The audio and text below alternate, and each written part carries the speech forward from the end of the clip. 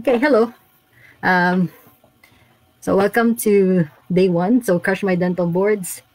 And so I'd just like to welcome each and every one of you for day one. So nabasa ko yung mga messages ninyo na your guys are having a hard time preparing for the boards. Well, totoo naman talaga. Maraming distraction. Maraming pwedeng ibang, mga unexpected things that can happen. But nonetheless, that shouldn't be an excuse for any of you guys, to not start studying or reviewing for your boards. Okay. So let's see. So ang topic natin for today ay how do I prepare? Okay. How do I prepare? So basically, most of what I'm gonna be sharing with you guys is how I prepared for my board exam, or how I prepare for any exam for that, or mostly board exams for that matter. Okay. So you may or you may not agree with me, but for me, based on my experience, this is how I did it, and this is how I see it worked. So that's basing on my personality and my study habits and all that. So how do I prepare? How can we prepare for that matter?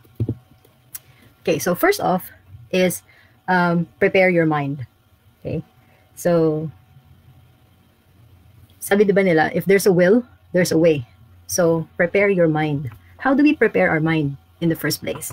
Now, meron ba kayong mga ganitong lines na naisip? Like, statements that you have to say. Like, I believe this, or I can do this, or I will do this. So, first and foremost in, preparing for an exam is we have to have our mind set on it. Yan, one of the questions that I asked you prior to joining this group is, when will you take your board exams? So some of you answered December 2020. Some of you answered maybe December 2020. Some answered May 2021.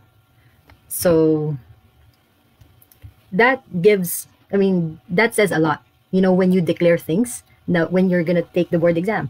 So pwede naman kasi na hindi pa rin kayo sure kung kailan kayo mag-take ng boards, kasi nga hindi pa maayos yung CPE, tapos nagkaroon pa ng pandemic, tapos, there are so many different factors. But today, I want you guys to put your mind into it. I want you to prepare your mind that you will be taking the board exam. Kaya may pandemic, kaya walang pandemic, you will be taking your board exam. Maybe this December or maybe next year, May, you will still take the board exam. So I want you guys to have your minds prepared for it. So how do we prepare our minds? So these are like 3 starting statements that I want you guys to start formulating in your minds. So just continue the sentence. I believe something, I can blank. I will blank. So later on, you'll see your assignment and it would involve this. Nung time ko, when I was about to take the board exams, one of the things na desire ko is to top the boards. Meron ba sa inyo dyan na may desire na ganon? To top the boards? Ang sabi ko nun sa sarili ko, I desire it, but I would leave the results to the Lord. I will do my part, but I will, leave the results to the Lord. So, ang statement ko ay, well, I believe I can top the boards. I believe, this is me, I believe I can do all things through Christ who gives me strength. So, that was me. And I can top the boards. Isa yun sa mga naisip ko. Although may mga times na parang, baka hindi kaya. But then, it's just a statement. I can. And then, as I keep encouraging myself, then, I would say these statements. So I believe that I can do this. I believe that my God can give me strength. I believe that my God can give me wisdom to do everything. So that was me. Well, what about you?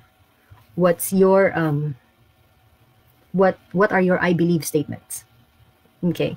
So in order for you to formulate your I believe statements, or your I can statements, or your I will statements, is to think back on what are the promises that are you holding on to. Do you have any do you have any promises that you have received in your life, or belief statements na pinanghahawakan mo? Because if you do, then you can apply that to your board exams. Ako kasi, ang life verse ko ay Proverbs 3, 5 to 6. So, it says, trust in the Lord with all your heart and lean not on your own understanding, but in all your ways, acknowledge Him and He will direct your path. So, that's my life verse. Wala pang board exam. Hindi ko pa alam na magde-dentistry ako. Nasa ibang course pa ako noon. Pero yun na yung binigay ng Lord sa akin na verse before, long before. So, whatever I go through in life, yung verse na yun, I would take it and I would apply it to my current situation. So, nung time na magbo-board exam ako, since I'm holding on to that as one of God's promises for my life, isa yun sa mga I believe statements ko. I believe that as I trust in the Lord with all my heart, you know, He will lead me to the right path. So, what about you? What is your I believe statement? Okay? So, again, in preparing for the board exam, first thing that we have to do is to prepare our minds. Okay? So, you have to prepare your mind. That goes with your heart preparation as well. So, the mind and heart, they kind of go together. Now, kung meron kayong mga I believe statements, we'll find out ano yung mga yon, and we'll share about it. Okay? So, that's number one. Prep your mind. Second would be know yourself. Okay? When you say know yourself, there are so many things to consider. Okay? Sabi dyan is best time to take in info. Is it early morning? Is it late night? The thing with studying is it differs between individuals. Okay? So, pwedeng nasa isang barkada kayo, pero iba-iba kasi kayo ng style of learning. So that's why one of the most important things is for us to know ourselves. I mean, you're already in your 6th year in college. So all these years, you have developed your study habits. So the best person who knows you is actually you. Okay? When is the best time for you to take in information? Are you a morning person? Study in the morning. Are you a night owl? Study at night. Kasi what can work for me may not work for other people. Ang isang tao na morning person, mahirap kasi na ipilit sa kanya na magstay up late at mag-aral. Kasi ang best time to take in information para sa kanya would be early in the morning. Ngayon, ang isang tao naman na gising sa gabi, mahirap ipilit sa kanya na gumising ng napakaaga para lang mag-aral because that wouldn't work for him. Okay? So, when you get to know yourself, you think about it. So, kailan ba ako best na, alam mo yun, when is the best time for me to learn? Like, I remember yung sa comment ni Grace, sabi niya, she studies at midnight. Kasi, you know, tahimik lahat, walang magulo sa bahay, walang na maingay. So, you know, and for her, she takes in a lot of information during that time. So, that's good for her. Diba? But what about you? Ako personally, when I was studying, I take in information best during the day, early morning, and then during the day. Nung nag-aaral pa ako, lalong-lalo na nung nag-aaral pa ako, pag nakita ko na sa orasan, sa relo, na 9 o'clock na. Pag nakita ko na yung itsura ng clock, nakaganon na siya, 9 o'clock. You know, like, yeah, 9 o'clock. Pag nakita ko na naganon na yung hand ng watch, automatic yun. Inaantok na ako. I don't know kung may ibang taong ganun, pero that was me. Okay? Before. Yeah, before. So, 9 o'clock inantok na ako, so hindi ko talaga pwedeng pilitin yung sarili ko to study after that. So, what I do, I remember nung, undergrad, sometimes I would go home late kasi malayo yung bahay namin. So, what I would do is when I get home, I would sleep, and then I would wake up early in the morning, and then study. Yun, kasi yun yung best time ko to take in information. Okay? Next is learning style. So, I remember asking you guys about this. Anong klaseng learner kayo? Are you like auditory learner? Are you a visual learner? Or are you a read-write learner, or kinesthetic or tactile learner? Why is this important? The reason why it's important is parang ano lang yan eh, parang morning person ka ba or evening person? Same din yun with learning style. We take in information differently. Okay? So, yung iba sa atin, kailangan yung screen, mag-graphics. Maraming pictures, maraming kulay, because, that's the easier way for them to retain information. So, those are mostly, the visual learners. For audio or auditory learners, importante sa kanila na nakikinig, or somebody's talking to them and explaining to them what things are. Sometimes kasi pagka auditory learner ka, pagka auditory learner ka, pag binasa mo lang siya, parang, alam yun, medyo na-gets mo siya eh. But then again, when you read it, and then you read it out loud, na naririnig mo siya, ikaw mismo naririnig mo yung sarili mong boses, then you learn more. So, kung ganun yung style of learning mo, then maybe, nandun ka sa auditory side. Now, meron namang mga tao na hindi lang audio, hindi lang visual, meron din mga taong tinatawag na tactile learners. So, when you say tactile learners, sila yung mga tao na medyo hindi mapakali kapag nag-aaral or, nasa loob ng class. May mga kaklase ba kayo na, pahabang klase, while during class, hawak nila yung ballpen nila, iniikot-ikot nila, o kaya naman, pag meron silang, pag ninenervous sila, or nag-aaral, nakiklik ng mga ballpen nila, o kaya naman, nagsasalita ka, may sinasabi ka sa kanya, tapos yung kaibigan mo, instead na nakikinig lang sa'yo, nagdo-drawing na sa papel. I think those are the tactile learners. Kasi, that's their way of learning. It's not that ayaw nilang makinig, but sometimes, that's their way of coping, kumbaga. So, we'll talk more about those things like in the next few slides. And then, when do you learn best? Is it when you're by yourself? Or is it with a group? May mga tao kasi na kaya nilang mag-aral ng mag-isa lang. Sila, they would study, they would read, and then sometimes maybe they would read some stuff out loud, and then, they're fine. They're okay with it. But there are people naman na mas okay sa kanila na mag-aral in a group setting. Kasi, gusto nila na may kausap. Gusto nila na habang nag-aaral sila, like, meron silang ka-bounce back nung idea nila. So, think about it. Saan ka magfo-fall? Do you want to learn by yourself? Or are you good with learning within a group? Okay? And then, so part of knowing yourself, the next thing here is, do you study with food? Or without food? Sino ba sa inyo ngayon ang hindi makapag-aral ng walang pagkain sa tabi? Meron ba? I mean, you guys can comment, I can see it on my other screen, I think. Yes. I can see on the other screen kung may comments kayo or may reaction. So, meron ba sa inyo ang dapat nating nag-aaral may pagkain katabi?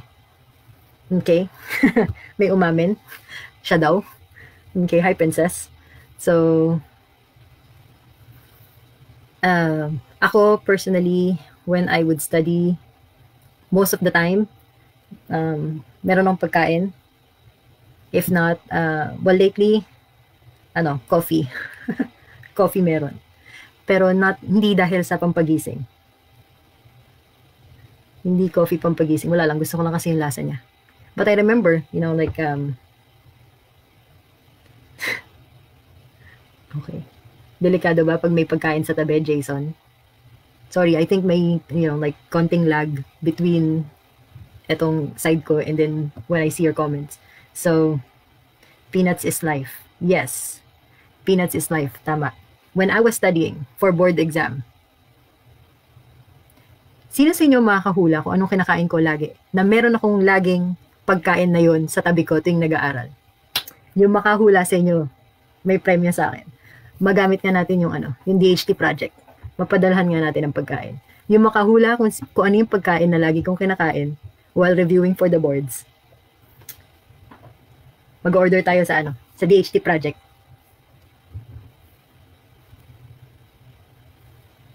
No, not peanuts.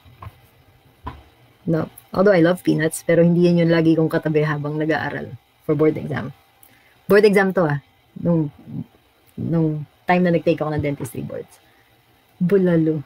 Yung totoo. Matt, bulalo. Araw-araw, may bulalo. Nilagang mani. Hindi nga mani. Nope, not dark chocolate. I love dark chocolate, pero hindi dark chocolate. Pero may kinalaman sa tsokolate. Mabibili nyo to sa sari-sari store. Huwag kayong masyadong mag-isip ng masyadong fancy. Remember, nag-aaral ka para sa board exam. So, dapat yung supply, laging meron. Hindi pwedeng nauubos yung supply. So, nothing fancy. May manghuhula pa ba? Choknut. Hindi. Palakihin mo pa. Masyadong maliit yung choknut. Hindi rin cake. Although masarap yung cake, pahabain mo pa yung KitKat. Okay, may nakasagot na. Yep, stick O. My favorite board exam food, stick O. So, sino yun? Si Jessa.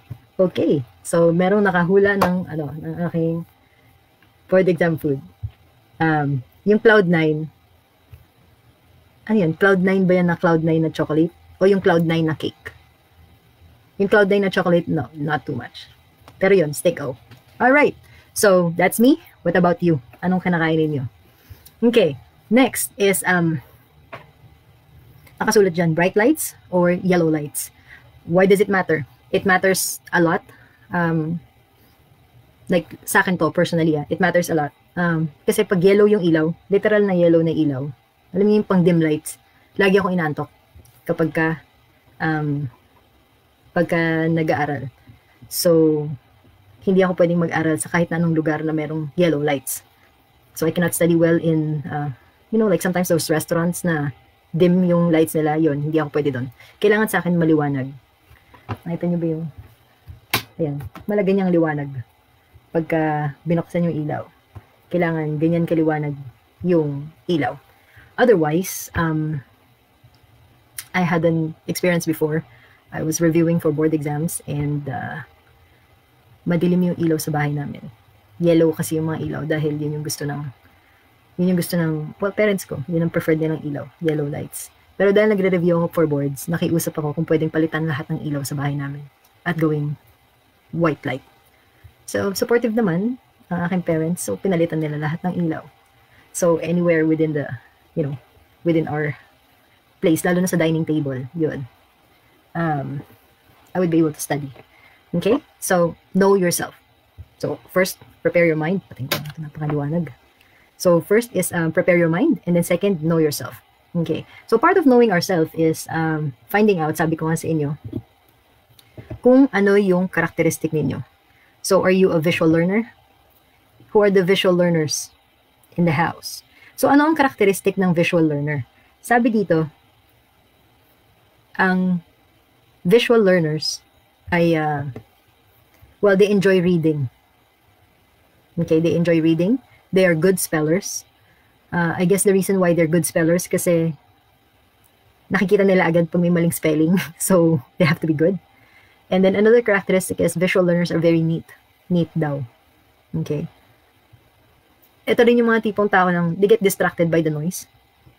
And they tend to talk fast. Okay, so those are your visual learners. Now, as to study habits, these visual learners are actually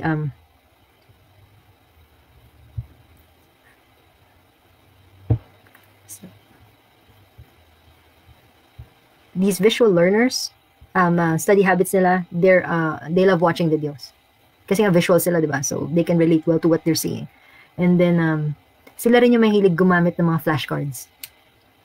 I don't know if you've tried that. Yung mga index card, maliit na index card, you make flashcards, and then you review with that. Kasi nga visual ka. And then, another characteristic of visual learner is they use mind maps.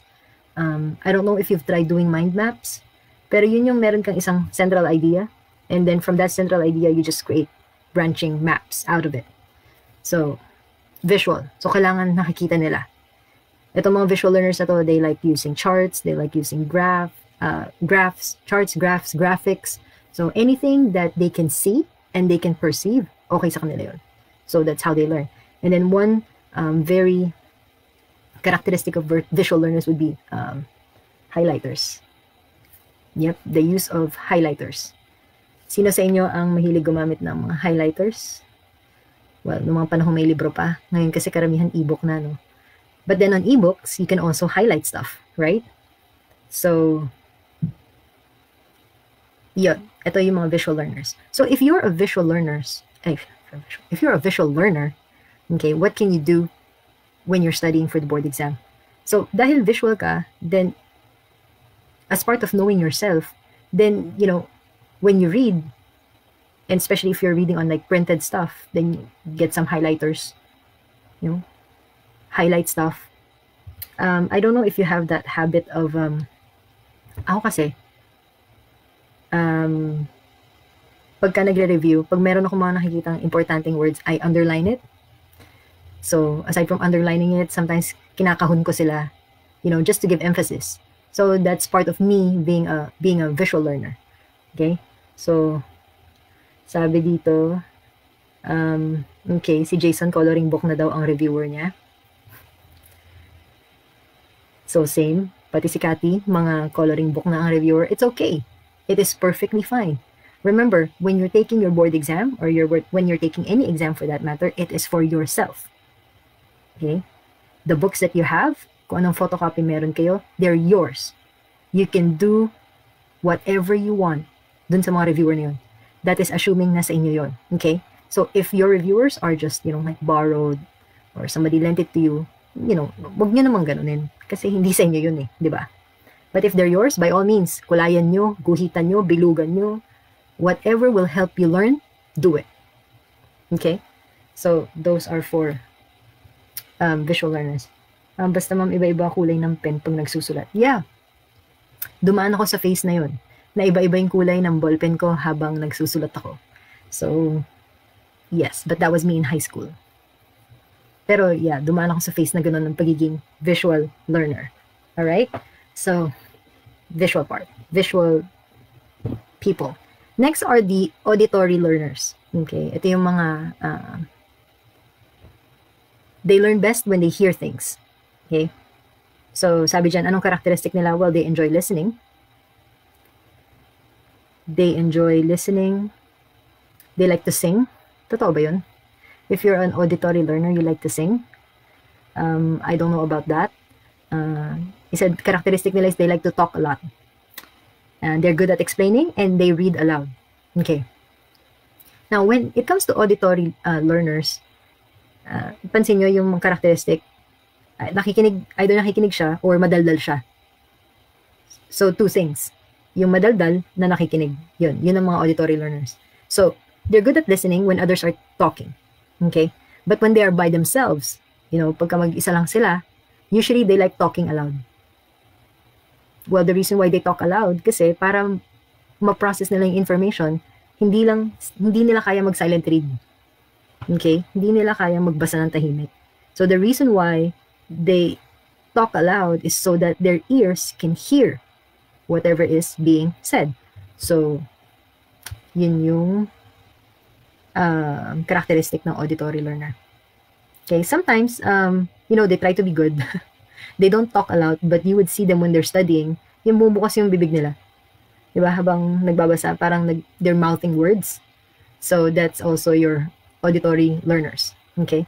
So, how do these people learn? If you're an auditory learner, okay, if you take in information well by listening, then your best technique or tactics in studying would be to watch videos, to listen to music. You can make up your own songs, you know, to memorize things. And then you can put things in your own words. And I remember nung board exam. So, or even any exam. Meron ba kayong kaklaseng ganun? Na nag-iimbento na lang sila ng kahit na anong melody? Para lang may ma-memorize na mga bagay. Especially yung mga complicated stuff. Well, kung may kaklase kayong ganun, alam niyo na, mga auditory ano sila. Mga auditory learners sila. Okay? So, we're done with visual learners, we're done with auditory learners. Meron ba sa inyong ganun? Auditory na ano? Na learner? I think a lot of you are, okay. So, si Krista kumakanta daw siya habang nagre-review.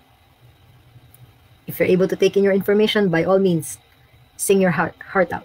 Okay lang yun. Walang kokontra. Walang pangit na boses. Walang magandang boses. Boses mo naman yung pinakikinggan mo.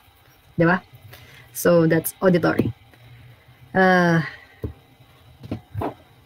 Okay.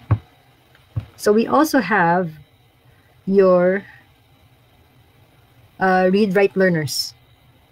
So, when you talk about your read-write learners, ang characteristic nila is, ano to parang combination kasi to ng audio at saka visual. Read-write learners. So, they enjoy reading. They're still very organized, just like your visual people. And then they use lists. They make a lot of notes. They enjoy writing. Ito yung mga, mahilig na magbasa. Tapos, habang nagbabasa ng libro, gumagawa siya ng notes on the side. I mean, you have like a notebook and then you make your own notes. Those are your read-write learners. Okay? So, when it comes to study habits, they love reading textbooks. Okay? They love making flashcards. So, parang visual learners sila. They reread their notes. Okay? And then they use charts and graphs, and then they translate things into their own words. Okay? So, read-write learners, they're very, very similar to visual learners. Pero aside from visual lang, you write notes on the side to make things stick better to your mind. So, merong mga ganyang klaseng learner. Read-write learners. Okay? So, very similar to your visual. Pwede na nga rin silang combination ng audio at saka ng visual learner. Sila yung read-write learners. And then another would be, I think sa lahat ng sumagot, si Jason ng sumagot na tactile learner or kinesthetic learner. So, anong characteristic ng kinesthetic learner? Sabi dito, ang kinesthetic learner ay they like to touch. Okay? What does that mean? They like to touch. Yun nga, pagka nag-aaral, may hawak ka. May hawak kang kahit na ano. Or, you learn best when you are parang hands-on. Like more of practical. Kaya nga siya kinesthetic learner. So, kapag ka nahawakan mo na siya, kapag na-feel mo how it is, then dun mo palang magigets. Sabi ni Jason, sumasayaw daw siya habang nag-aaral. Okay. Wag mo akong bigyan ng imagination na kung ano, Jason, please lang. Alright, so, well, yeah. You can do many things, when you're a tactile learner. Yun nga, pwedeng gumagalaw ka lang ng normal, pwedeng sumasayaw ka parang si Jason. You can be so energetic. One characteristic of a kinesthetic learner is they're very good at sports. And they're very coordinated, but they're quite messy. Siguro kung gaano ka organized, kung gaano ka neat yung mga visual learners, yung mga kinesthetic learners are the opposite of them. Okay? So what's the best way? Ay, iba. Sabi ni Matthew, nagpo-push up daw siya habang nag-aaral pag pagod na siya. Eh di wow. Good for you. Good for you. So, anong magandang study habit para sa inyo? Study habit na maganda para sa mga tactile learners would be role-playing. Bakit role-playing? Alam niyo na, like when you role-play, you play a specific part. So, magalaw kasi yun eh. Di ba pag nagro-roleplay ka? So, that's one good way for you to learn.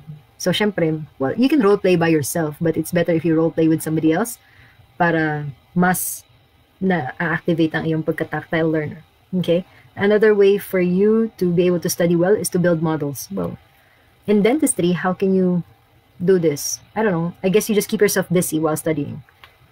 Hindi ka naman pwede mag-build ng mga kung ano-ano habang nag-aaral na non-related. Diba? Medyo mahirap yun. And then another breather for you would be you like studying outdoors.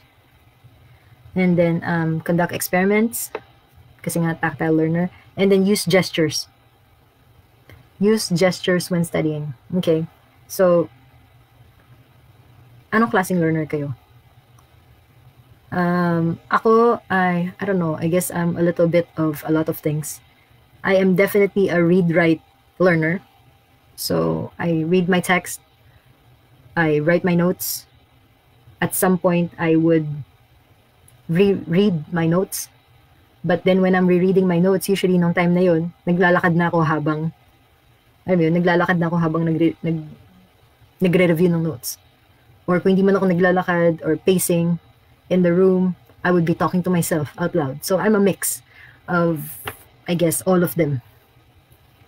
But I guess dominant would be read write. Yep, read write. You can give me a book, I can read it and understand and try to make things out of it. What about you? I think a lot of you are mostly visual.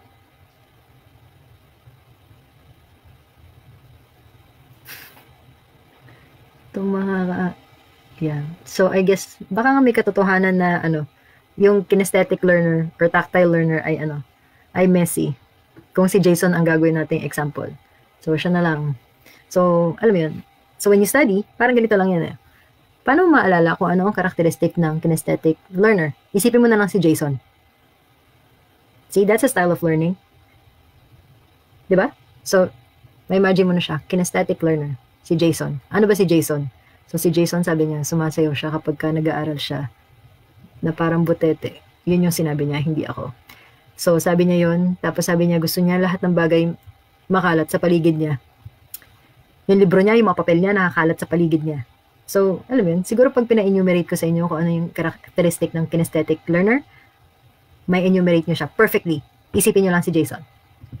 See, that's a style of learning. You know? So, thank you for that perfect example, Jason. Salamat at nag-volunteer ka. Binolunteer mo ang sarili mo. Diba? Okay. So, know who you are. Really, the best person who knows you, well, would be first and foremost God, who created you, and also you. This is the time, like when you're really reviewing for something that's bigger than you are, or something that is serious and something that's that your future depends on it. This is the time when you really have to sit and think, like, who are you really? Not based on what other people say about you, or what other people think about you, but who you are. Who are you? You know, how do you see yourself? Kasi hanggat hindi mo naayos yung paningin mo, like the way you see yourself, then, you might not be able to get past beyond really preparation phase for your board exam. Knowing yourself and preparing your mind are very, very much related. Okay? Kasi yung mga I can statements ninyo, yung mga I believe statements ninyo, yung mga I will statements ninyo, they are all dependent on how well you know yourself. So, di ba may mga questions akong tinanong, like, knowing yourself, anong klaseng tao? Student ka ba? Are you a morning person? Are you an evening person? Do you prefer white lights, yellow lights? Do you prefer audio, visual, or a combination? So, habang nakikilala mo yung sarili mo, you would also see, ito pala, weakness ko to. Hindi ko na sinulat yung mga parts na yun dun sa slide, but this is part of knowing yourself. Know your strength and know your weaknesses. Kasi when you know your strength, then you can rely on your strength when you're feeling weak. When you know your weaknesses, then you would know how to use your strength to pull up that weakness. Especially sa mga panahon na kailangan mo yun. Like for example, ngayon, board exam. When we talk about studying strength, what's your strength in studying? Ako personally, ang strength ko sa pag-aaral ay I can understand things easily. I mean, I would read, of course, I would read and I would really do my best to try and understand. And then once I understand it, kaya ko siyang gawin na mas madali. Na ipaintindi sa sarili ko ng mas madali. So, that's one of my strengths. Now, my weakness is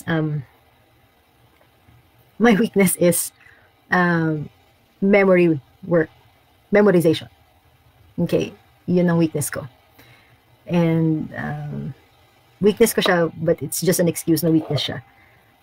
Kaya ko siya naging weakness kasi yung strength ko, na dahil naintindihan ko siya, that gave me an excuse not to memorize things. Iniintindihan ko siya eh. Lagi ko sinasabi yun sa sarili ko, gets ko naman eh. So, ba't ko kailangan i-memorize? I get it. You know? So, that's my excuse for not memorizing things. But then, it shouldn't be that case. Kasi, now that I realize na, dahil nga naintindihan ko siya, mas nakakarami pa sa, alam mo yun, kung sa mga quizzes, mga exams, siguro, mas mataas pa siguro yung score na makukuha ko kung nag-memorize lang ako ng mga terms, you know, if I had been diligent to memorize yung terminologies, yung mga ganun. Small things, pero pagdating sa exam, big thing pala siya. Lalo na yung mga exam naman sa boards ay multiple choice. So, they're very specific. Hindi mo kailangan i-explain. Ang maganda naman kasi sa essay, kahit paikot-ikutin mo eh. Dahil naintindihan mo, pwede kang gumawa ng napakahabang paragraph and still, it makes sense. Pero kapag multiple choice, you just have to know things. Sometimes memorize them na yun lang siya. Diba? So, yeah. So, what are your strengths? And what are your weaknesses? Okay? So, find out about that. And then, third point, set your calendars. Okay? My dearly beloved, I mean, you can't, you have to set your calendars. Okay? Wake up call. Today is June 12th, and, well, Independence Day. I guess, let's mark this day as your independence from laziness. Pwede ba yun? Let's mark this day as your independence from procrastination. Let's mark this day as your independence from freedom. Okay? Freedom from anything that's stopping you from reaching your fullest potential. Agree ba kayo dun? Mark this day, June 12. This is your day of freedom. Okay? Freedom from your laziness. Freedom from procrastination. Freedom from video games, sa mga na-addict sa video games. Freedom from social media, na hindi na kayo nakakaaral dahil all day, every day, nasa Facebook at nasa IG kayo. Or, Lord, wag naman sana kayong nasa TikTok. Pero please lang, no? Let this day be your freedom day. Ano pa mga kinakaadikan ninyo na kailangan makalaya kayo? So, you can set your calendars. Okay. So, set your calendars for the following days. Okay? Ano yung day ng board exam? I think it's sometime in December, diba? So, but I'm not too sure when. But so you guys update me and let me know. So, mark your board exam days. And then mark 3 days before the exam. And then 2 to 4 weeks before the exam. Well, since now you have a longer time frame, then maybe you can also mark 8 weeks before the final exam. I'll explain more why you have to mark those dates. Again, what I'm sharing with you, this is what I've done. This is what I did when I was reviewing.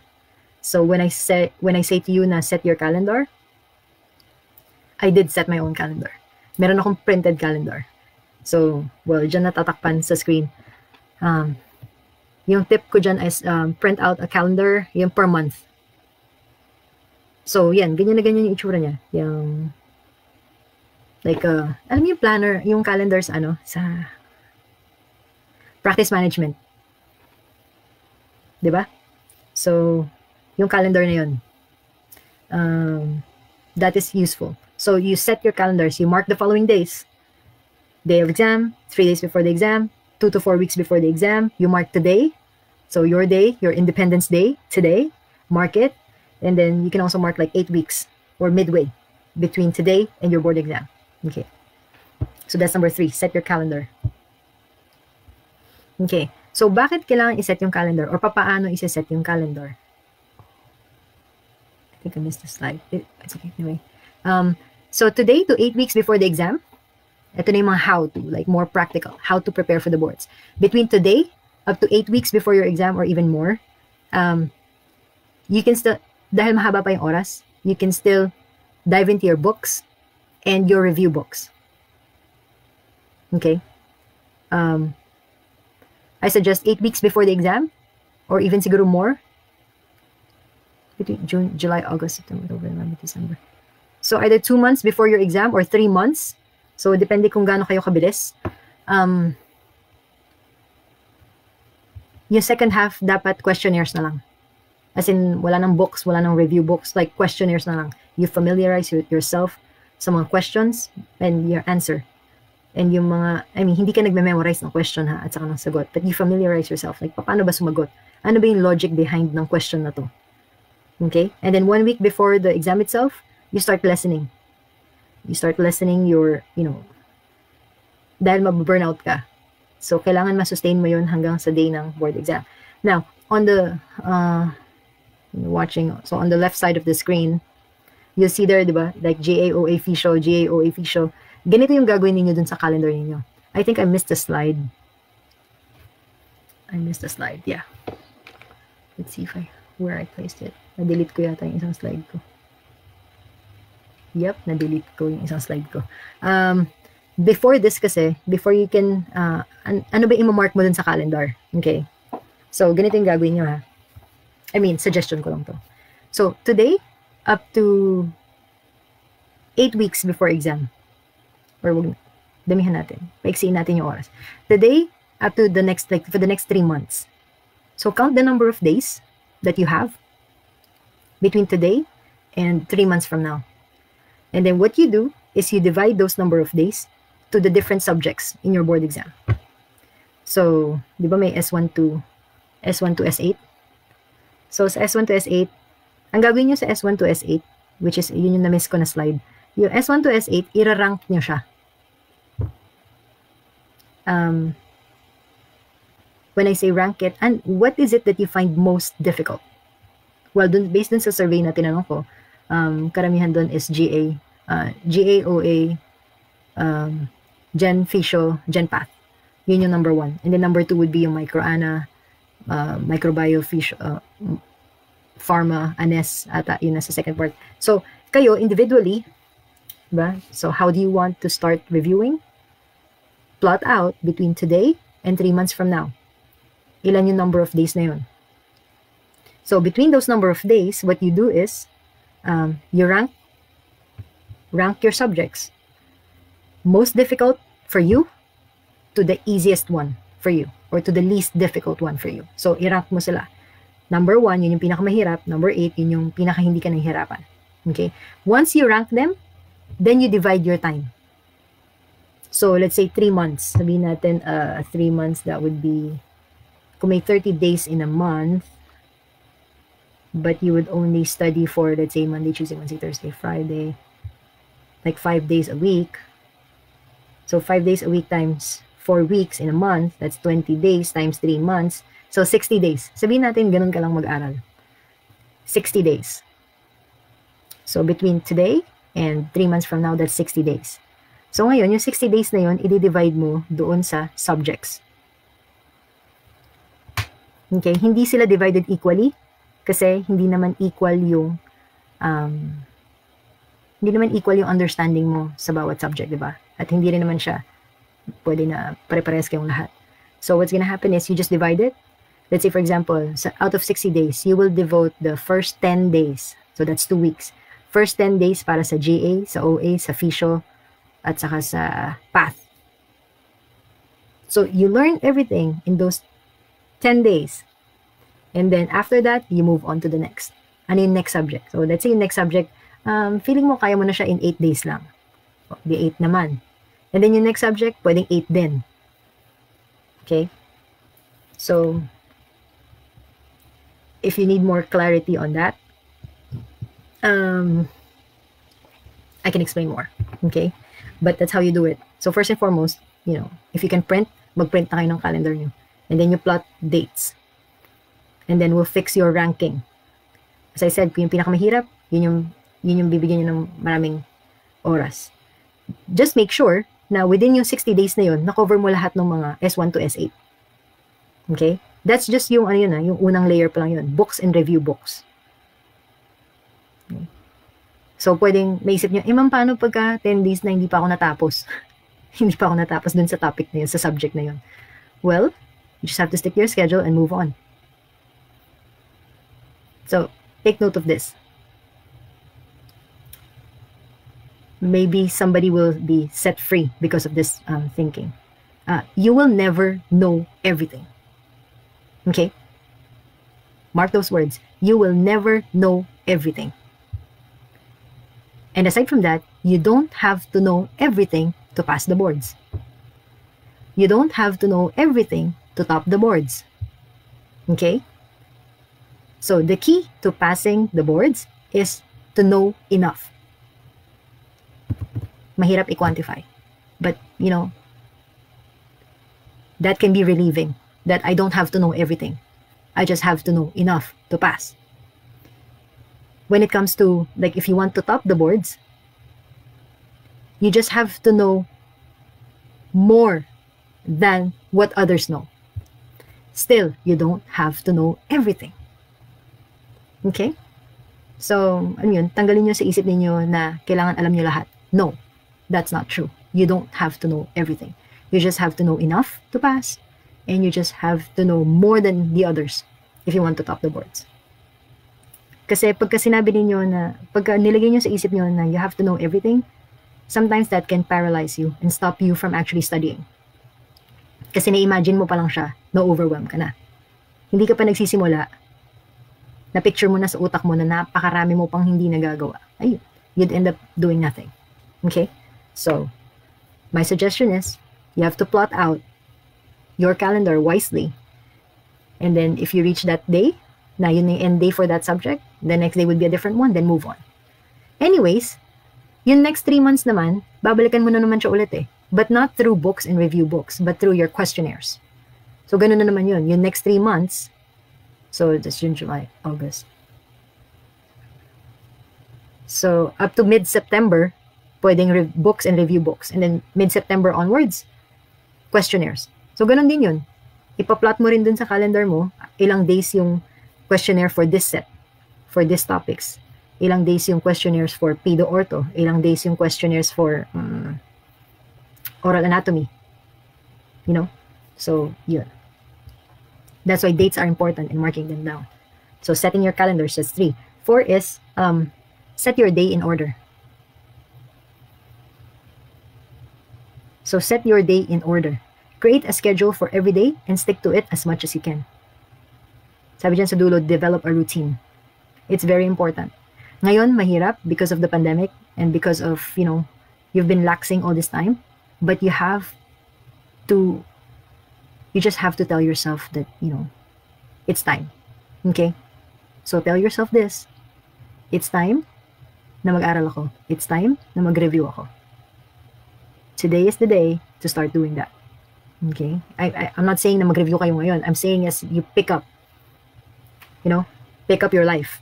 And, you know, lumayo muna kayo sa mga anime, lumayo muna kayo sa, I don't know, Korean novela, K-pop, lumayo muna kayo sa social media.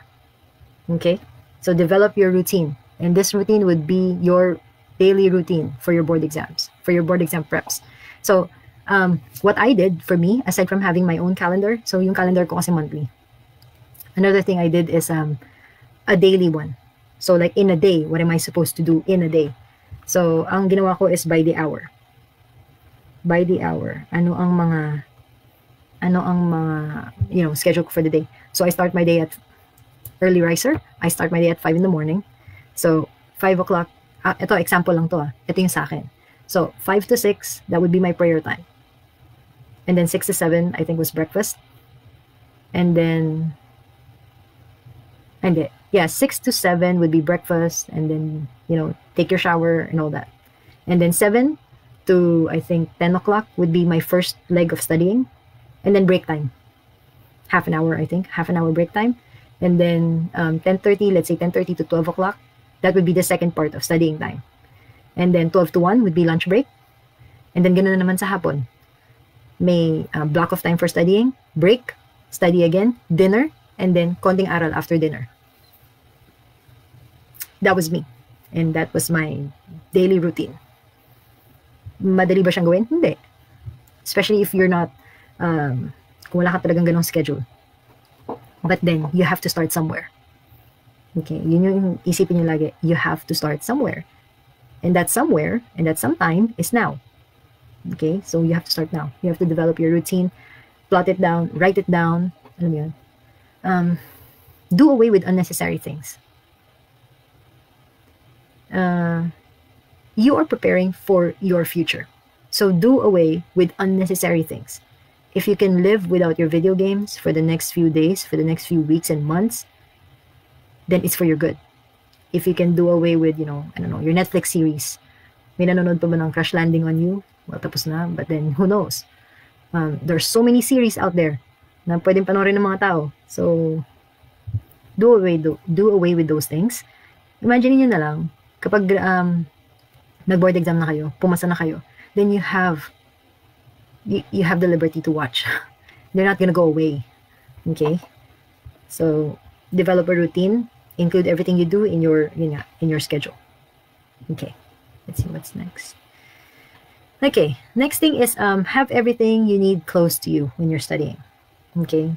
When I say everything, that would mean your books, your review books, textbooks, if you still have some textbooks. Dictionary would be a very, very big help. Your reviewers are with you, your laptop is with you, your snacks, your water, while you're studying, everything has to be close to you. When I was studying, I have my review books and I have a dictionary and a laptop. Yun yung setup ko nung nag-aaral ako. Of course, may pen and paper. Yung review book, actually hindi ako nag-textbook. Kasi bakit ka magte-textbook? Review time na eh. So, wala ka na talagang oras para magbasa ng textbook. So, what I did was, review books. Yung review books, di ba, shortened version na lang siya. So, I used the topics on the review books as my guide. So, sinusunod ko yung topic na yun. If I'm reading something in the review book na hindi ko naintindihan, okay, hindi ko naintindihan, what I do next is the textbook. So, dun papasok yung textbook. Pag merong topic na dinidiscuss doon sa review book na medyo unclear for me, that's when I open my textbook and see, ano ba yung sinasabi nito? Kasi nga, di ba, yung nasa review book, shortcut na lang siya. Shortened version. So, if I don't understand something, I would look for the longer version and see if I can understand more. And so, if I don't have a textbook, you'd always have Google on your, laptop, on your phone. So Google is a good database for that. So, review book ang main book, review book. Mosby, first aid. I do prefer Mosby. I studied Mosby. So, Mosby na review book. It's very good. It's easy to understand. I like Mosby. So, yeah, yun yung base ko. If I don't understand anything, I go to my textbook. If I don't understand the term, that's when I use my dictionary. Okay? If I need further information or if I need graphics or maybe videos to understand, then that's what my laptop is for. Okay? So, have everything close to you. Malapit, as in within your reach. Para wala kang excuse na, alam mo yun, pumunta somewhere.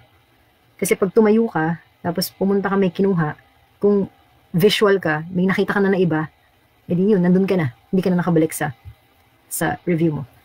That's why even your snacks, yung stick O ko noon, nasa ilalim ng mesa ko. So, kung saan yung foot area, yung space doon, nandun yung stick O ko. And it's not the small jar. Ang stick O ko noon yung malaking jar. Yeah. So that and water. Those are the things that I have when I was studying. So have everything you need close to you. And then 6 to 8 would be exercise, rest, and of course, eat healthy. You have to exercise, meaning, well, not hardcore exercise. I mean, alam mo yun, I'm not a fan of exercising, but then you do have to have a healthy body. Remember, you're studying for board exams. So your brains can easily be, burnt out. So you need exercise. It gives more oxygen to your brain. And then, rest, of course. Hindi po pwede na, well, yun nga yung sabi ko sa inyo, if you know what type of a person are you, morning or evening person, then you'll know when to take rests. So for me, pagkagabi, gabi is gabi. Sleeping time. Okay, and then another thing is eat healthy. I know Sticko is not healthy. It's far from healthy. But then that's my, I don't know, study buddy, my comfort food when studying. But aside from that, I did eat healthy. As healthy as I could get, I guess. So, but yeah, those are needed. Of course, hydrate yourself. Hydrate yourself. You need lots of water. You can find out on the internet ano yung mga food that you can eat that can actually boost your memory and boost your brain function. So nandun na, I think nandun na yung mga mani, they can help. So it depends on you. Okay? Kung ano yung mga bagay na yun. And then I want to leave you guys with this message. It says here, if you wait for the perfect conditions, you will never get anything done. And that's in Ecclesiastes 11:4. Again, if you wait for perfect conditions, you will never get anything done. So my dear brothers and sisters, do not wait for perfect conditions.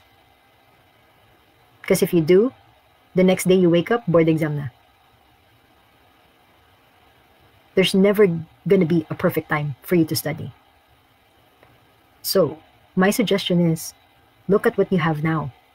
Look at the environment you have now. If there's nothing you can do to change it, then adapt to it. Lalo na ngayon na, may restrictions in going out.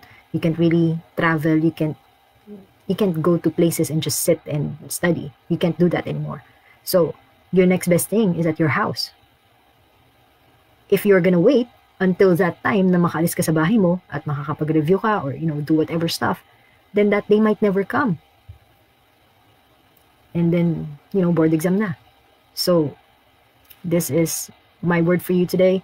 If you wait for perfect conditions, you will never get anything done. So, better do them now, even in imperfect conditions. Maingay yung kapatid mo, magulo siya, even in imperfect conditions. Start now. Don't wait any further. Kasi baka, hindi mo na alam saan ka pupulutin. This is the longest time I've spoken in, gano'n ba ako katagal dito? In like a year and a half.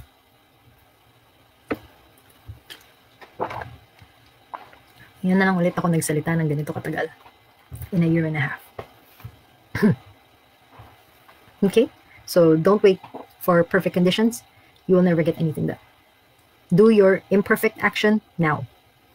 At this imperfect time, at this imperfect moment. Why? Kasi if you do something now, kahit na hindi siya perfect, you're doing something. You're moving.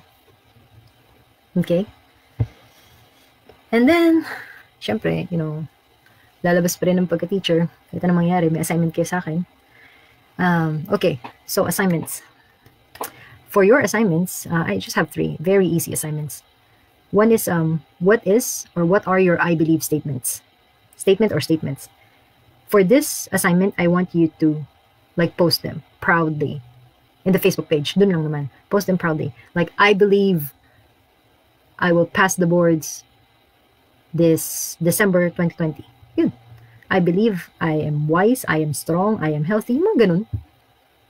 This is not meant, diba, nabasa nyo naman yung group rules, diba? No bullying, respect for everybody.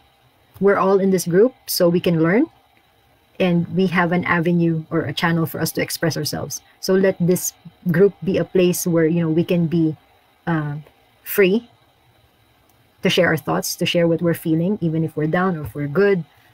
Kasi sino pa ba magtutulungan kung hindi, tayo, ako at saka kayo na mga magte-take ng boards. Wala namang iba. Nobody else can understand you except those other people who are going through the same things that you are going through.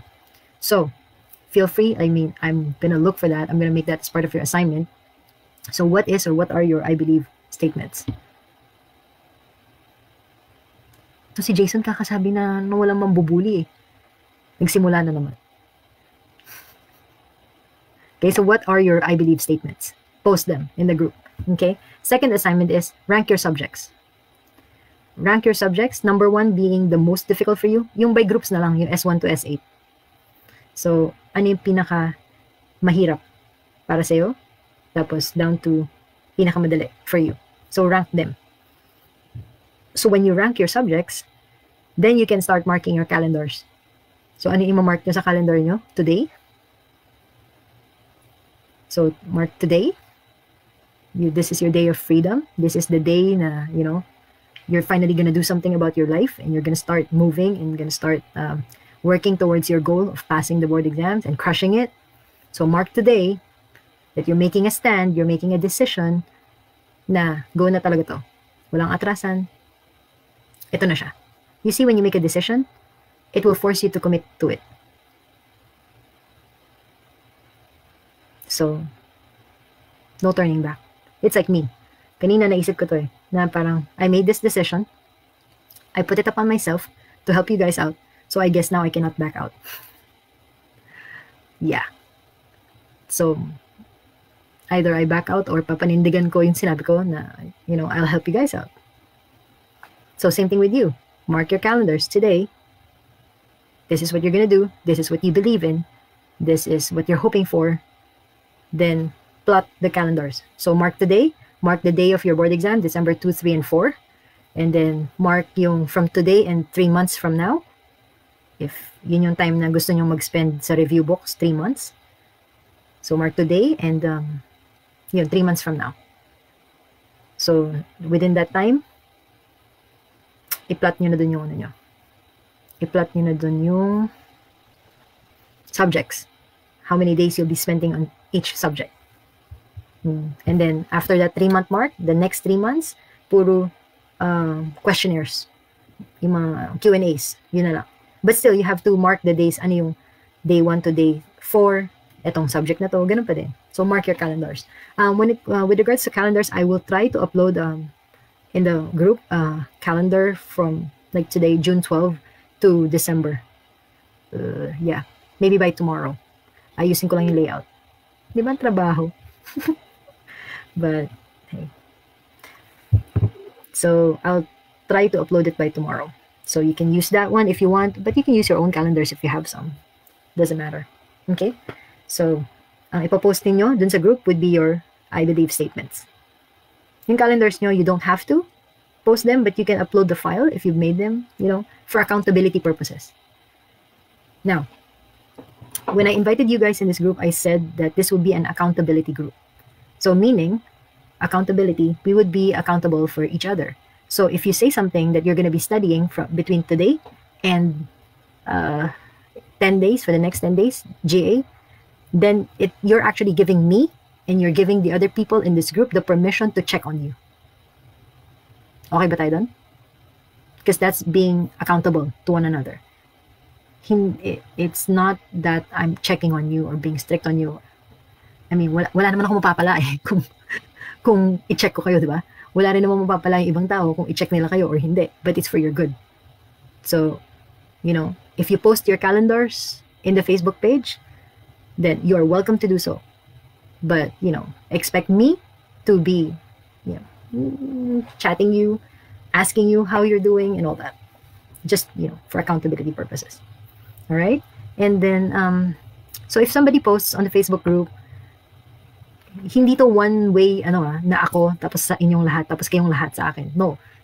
If we can make this as interactive to each other as, you know, as much as we can, then that'll be better. Para naman hindi ko ma-feel na nasa akin lahat ng weight. If somebody asks a question and then you know the answer, by all means, jump in. Jump in and answer the question. Then you can tag me kung hindi ka sure. Nag-share ka lang ng opinion mo, then tag me. Okay? And then dun sa mga I believe statements nyo, tag me. So I'll know when you did your assignments. Okay? Alright, so I guess that's it for today.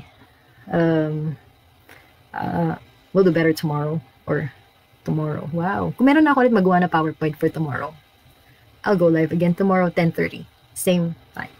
Oh yeah, 10:30-ish. Yeah. Okay, so paalam muna sa inyong lahat dahil madaling araw na. Okay. So, again, today is your day of freedom. So, sabihan mo na kung ano yung mga nag-hold sa inyo na, you're free from it. So, you better stand up and move.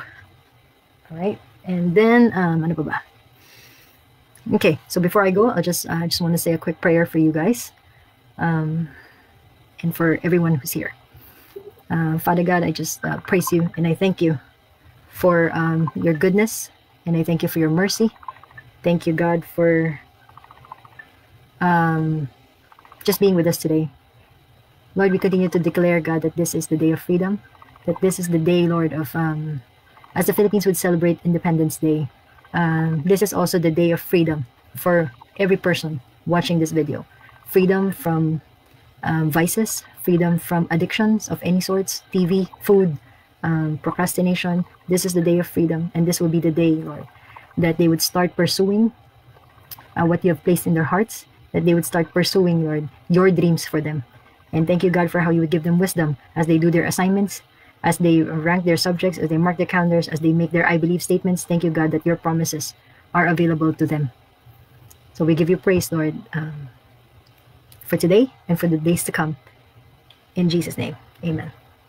All right, so see you guys. Drop some comments so I will read them. And yeah, so whatever you learned, ano yung mga main learning points niyo for today, ano yung na-retain, ano yung mga stuff na natutunan nyo, just drop some comments. All right? Bye!